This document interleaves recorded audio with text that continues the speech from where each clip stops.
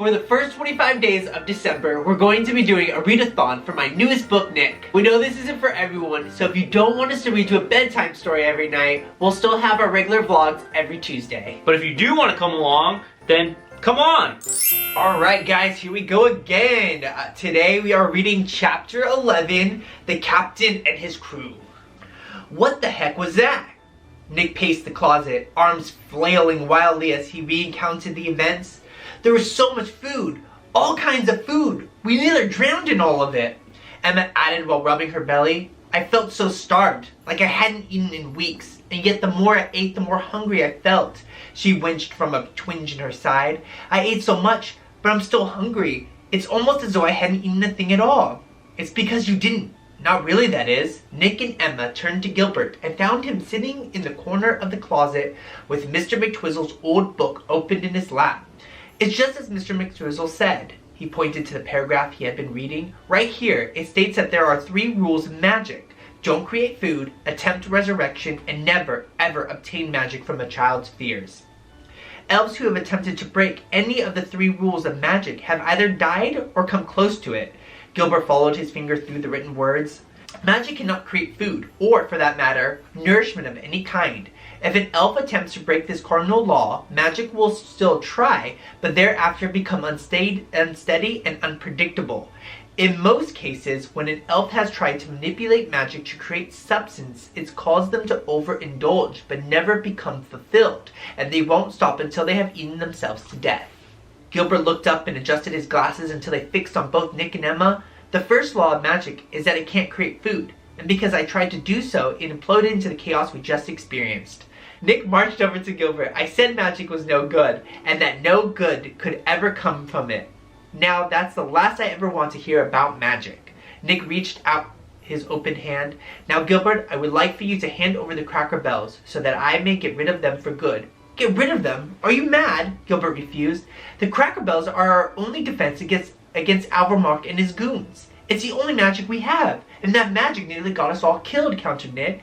Only because we didn't understand how it properly works. Gilbert fanned through the pages of Mr. McTwizzle's book. This book explains everything there is to know about magic. We just have to educate ourselves and we'll be perfectly fine. Nick stood his ground. It's dangerous. So is a knife, and yet still you require one to cut your food, Nick stressed. This is different, and you know it. How exactly is it different, argued Gilbert. Nick became frazzled by the onslaught of Gilbert's many questions. I'm much older than you, and so I shouldn't have to explain myself any further than I already have. Now hand over the Cracker Bells so I may properly dispose of them before one of us gets really hurt. Gilbert hid the sack of golden bells behind his back. Not a chance. In that case, you leave me no choice. Nick shot to his left, but faked Gilbert out, stealing a jump to his right where he snatched the pouch of Cracker Bells from behind Gilbert. No fair, give them back. Gilbert jumped to his feet, but Nick held the sack high and out of his reach. Will the 2 of you please stop? Emma sat away from the ruckus while caressing her forehead in the hopes of easing the headache her companions had given her. The 2 of you are acting no better than children. But we are children, said Nick, laughing. Gilbert began with a smile. We could always act like you, if you'd rather. You know, like we have a giant stick up our bum. You little turd! Emma jumped to her feet and grabbed the pouch of Cracker Bells, forcing them into a game of tug-of-war. Let it go, shouted Nick. You first, countered Emma. They're mine, bellowed Gilbert. They threw all of their strength into it, tugging and tugging until finally the sack gave and ripped. All the Cracker Bells spilt around them, colorful explosions igniting as each bell hit the closet floor.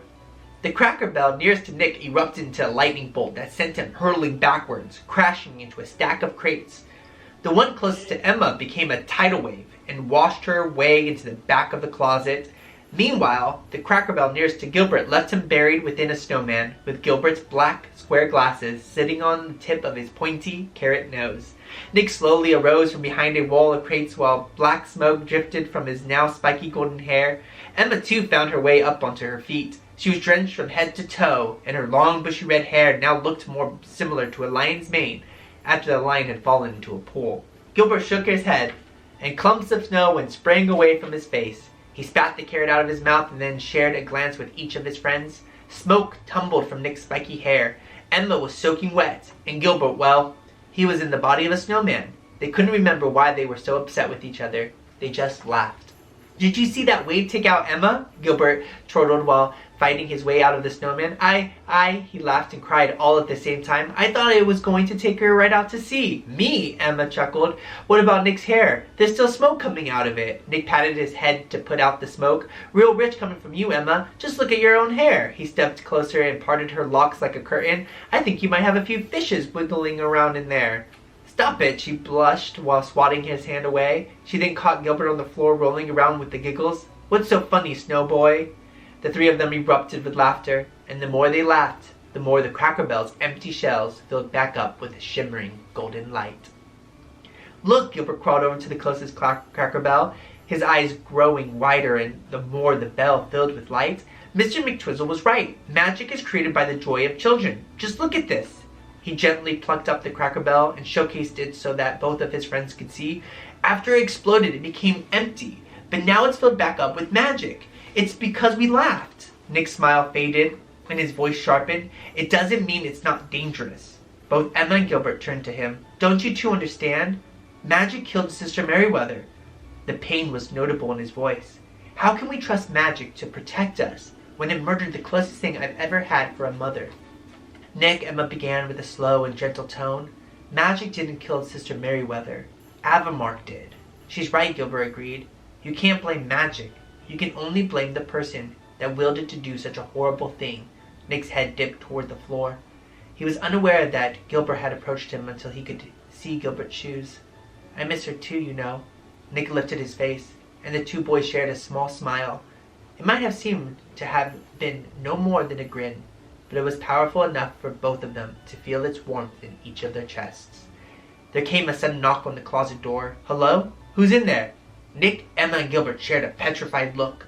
The doorknob rattled, and it was soon followed by another knock, more aggressive than the time before. Hello? He then repeated. I asked who's in there. What do we do? Emma asked the others. Nick shrugged, but Gilbert came to an idea when he spotted the Cracker Barrel glowing within his fist. Move over, grumbled a voice from the opposite side of the closet door. Now listen here, he knocked on the door with knuckles. This is the captain of the ship speaking. Whoever is hiding behind this door, if you so happen to be stowaways, I should warn you that coming out will serve you well. I'll put you to work in the kitchen so that you may earn your keep.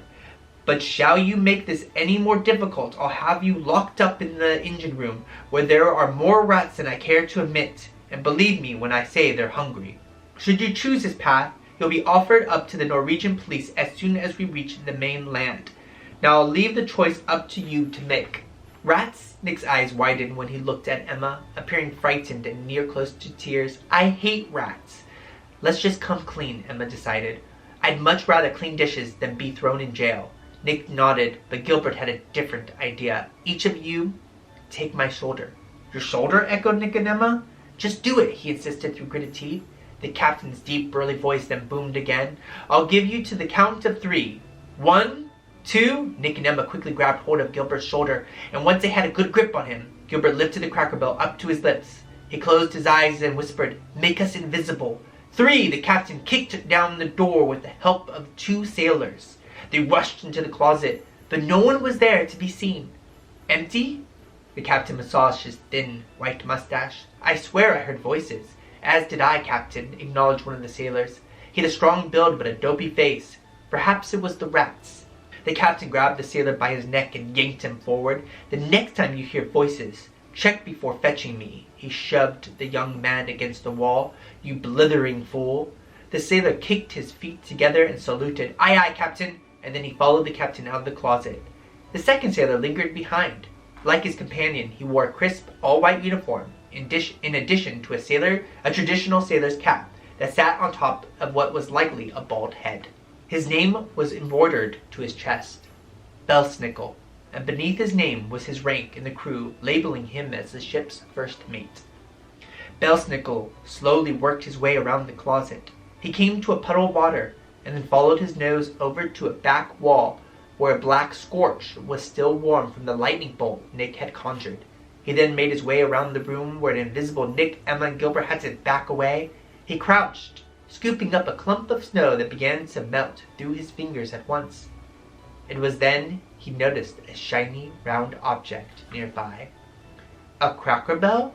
Belsnickel picked it up and then held it to the light. to be sure he wasn't mistaken. He quickly realized he wasn't. Very curious, his lips curled while his violet eyes brightened.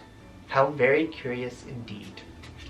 Alright guys, I hope you enjoyed that chapter. Come back tomorrow for chapter 12, The Cargo Hold.